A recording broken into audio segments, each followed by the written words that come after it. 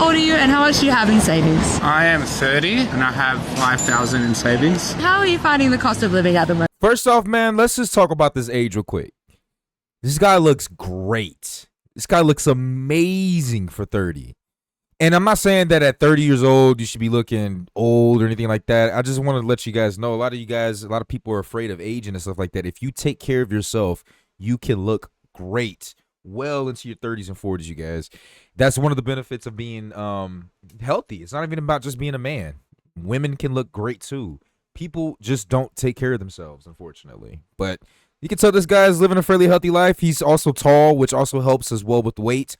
A lot of weight gain and a lot of unhealthy eating ages you, And so if you're blessed with good genetics, you're good to go. I was renting, but I received like 2 noise complaints. So I started looking up like rentals and I was like, God damn, fuck that. So I was like, you know what? I'm not going to stress myself out and try to move out now. I'll go back to my dad, save some more.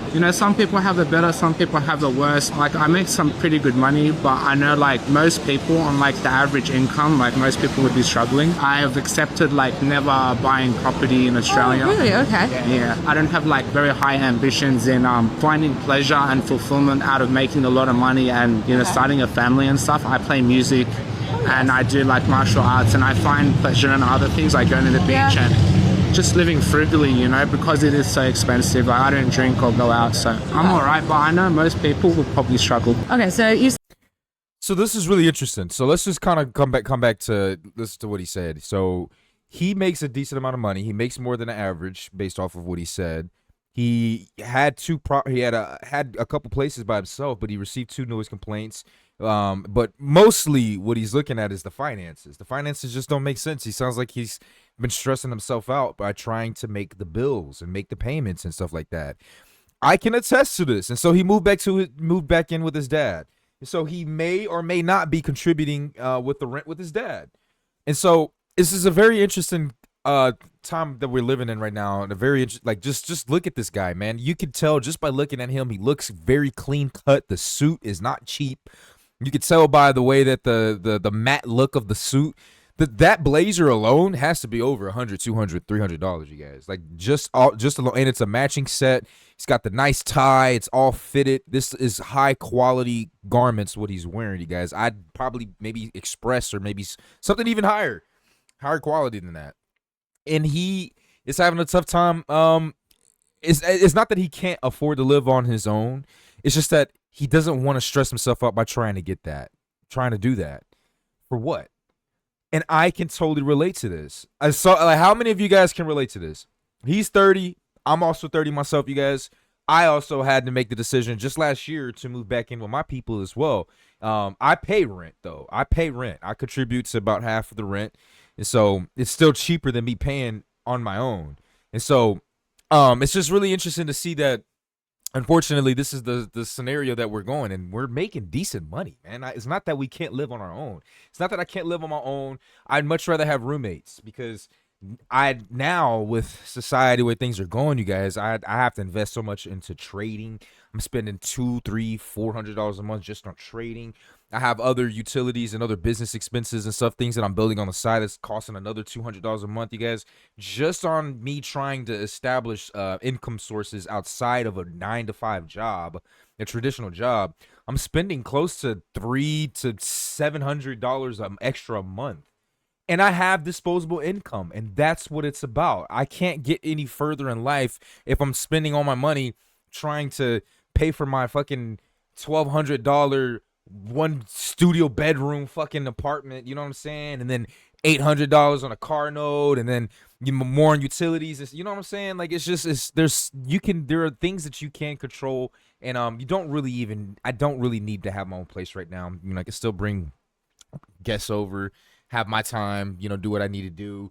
If I need to, because I have the extra income, I can go get an Airbnb and get a hotel. You know what I'm saying? And so it's just really interesting to see more and more well-off to-do men talking about moving back in with their parents.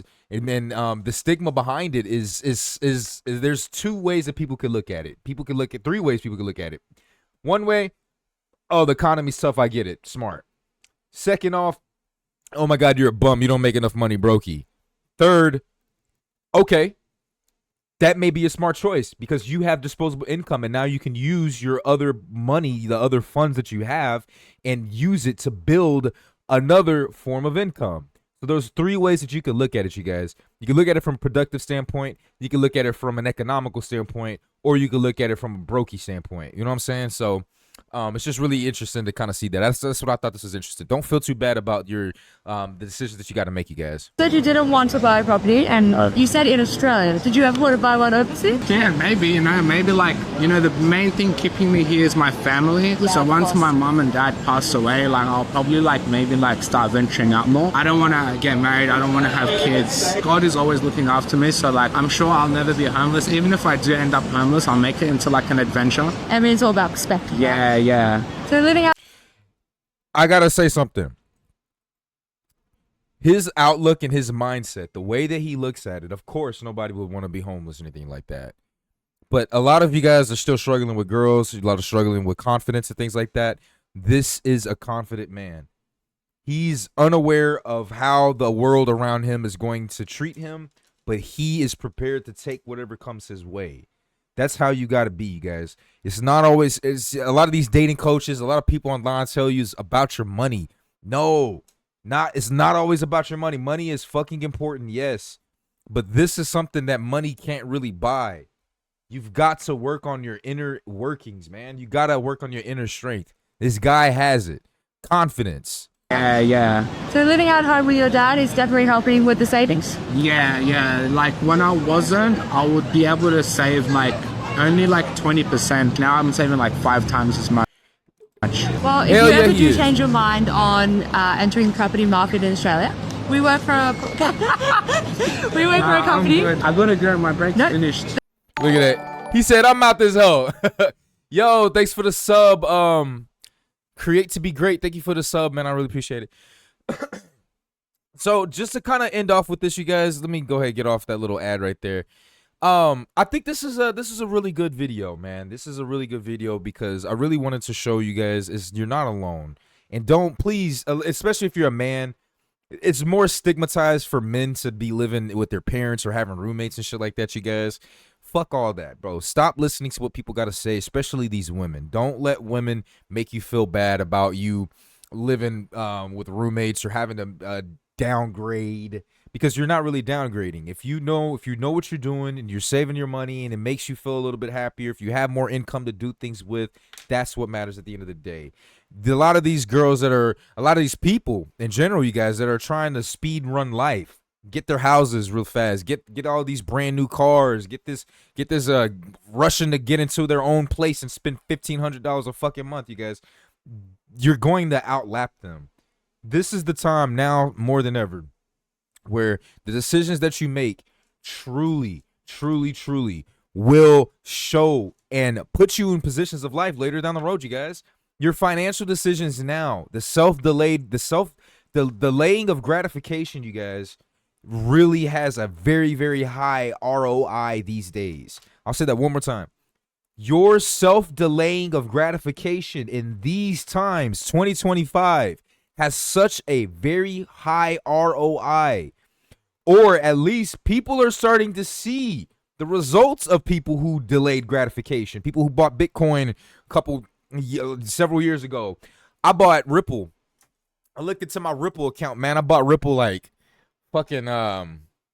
maybe the same time last year, and I bought $10 worth of it. I looked at my Coinbase today, just checked it just randomly. All of a sudden, it's at $50 right now, you guys. It should 5x my money. I put $10 in there, and it's now at $50. You know what I'm saying? That's crazy. You know what I'm saying? Had I put 100 in there, it'd be 500. If I put 1,000, it'd be 5,000. If I put 5,000, it'd be 25,000. You know what I'm saying? And so there's and then the property thing. Let me go ahead and get into the property thing real quick, and then I'm gonna go ahead and end this video.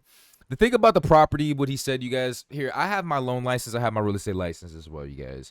I spent 2 years working as a loan officer from 2020 to 2022. I got to look into the interest rate. I know a lot about the mortgage industry and just about how property works, and I was able to work with clients who had multiple 5, 10 houses, rentals and stuff like that, and calling to get more conventional loans and FHA. You know what I'm saying? There was very few people who did it like that, but they were out there. and I was able to look at people's credit scores, yada, yada, yada. Long story short, don't feel bad and don't feel even like, I think that like if people are buying houses, like last year I was working at Chipotle. My manager, one of the managers there, he had a girlfriend.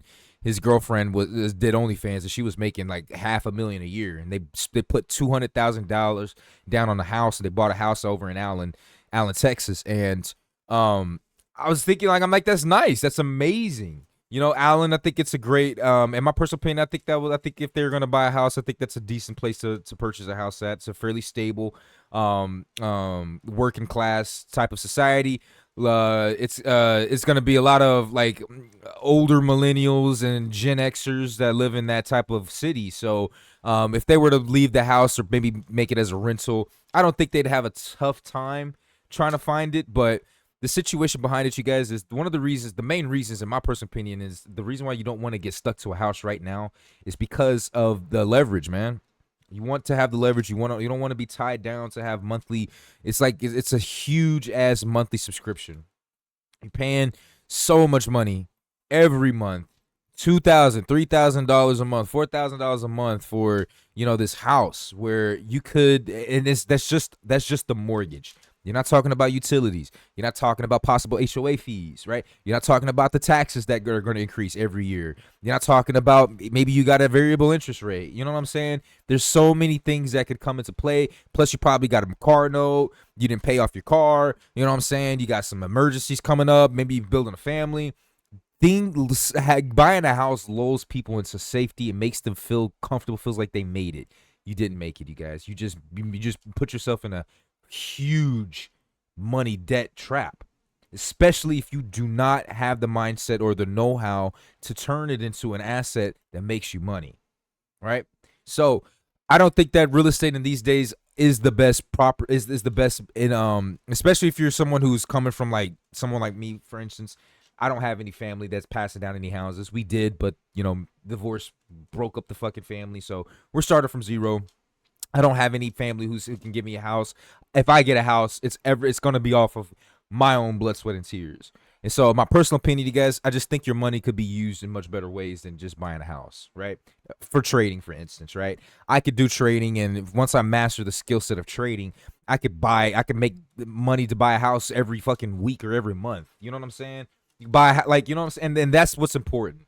Develop the skill set that makes you high returning income on your own time, and that may cost a lot of money. For me, it cost me $20,000. That could have been a down payment on a house. That could have been a brand new car paid off completely. You know what I'm saying? Not a brand new car, but like a new car for me, a new used car paid off completely.